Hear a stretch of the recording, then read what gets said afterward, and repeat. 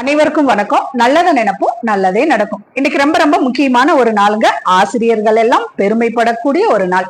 நம்ம நாட்டினுடைய 2வது குடியரசுத் தலைவரா இருந்த சர்வப்பள்ளி ராதாகிருஷ்ணனுடைய பிறந்த நாளை தான் ஆசிரியர் தினமா கொண்டாடுறோம். அப்படிப்பட்ட ஆசிரியர்கள் அனைவருக்கும் இனி ஆசிரியர் தின நல்வாழ்த்துக்கள். குரு அப்படின்னா பாத்தீங்கன்னா, அதாவது இருளை நீக்குபவர் அப்படின்னு சொல்றாங்க. ஆசிரியர் அப்படின்னா என்ன சொல்றாங்கன்னா, பிழையை திருத்துபவர். அதே மாதிரி ஆசான் அப்படின்னா கற்றுக் கொடுப்பவர். இத்தனை சிறப்பம்சமும் ஒருங்கே பெற்றவங்க தான் ஆசிரியர்கள். அப்படிப்பட்ட ஆசிரியர்களை என்ன சொல்றோம் அப்படின்னா, மாணவர்களுடைய எதிர்காலத்தை வடிவமைக்கின்ற சிற்பின்னு சொல்றோம். இப்ப நினைச்சு பாருங்களேன், ஒரு ஆசிரியர் ஜனாதிபதியாகவும் ஆக முடியும், ஒரு ஜனாதிபதியையும் ஆசிரியர்களால் உருவாக்க முடியும். அவ்வளவு பெருமைங்க ஆசிரியர்களுக்கு. இப்படிப்பட்ட ஆசிரியர்கள் நினைச்சாங்க அப்படின்னா, ஒரு மாணவனினுடைய தலைவிதியை மட்டும் இல்லைங்க, ஒரு நாட்டினுடைய தலைவிதியை கூட ஆசிரியர்களால் மாற்ற முடியும்.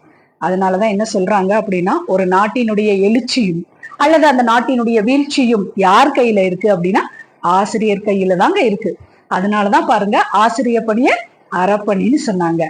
அந்த அறப்பணியை ஆற்றுகின்ற அத்தனை ஆசிரியர் பெருமக்களுக்கும் மீண்டும் ஒருமுறை ஆசிரியர் தின நல்வாழ்த்துக்களை கூறிக்கொள்கிறேன். நன்றி, வணக்கம்.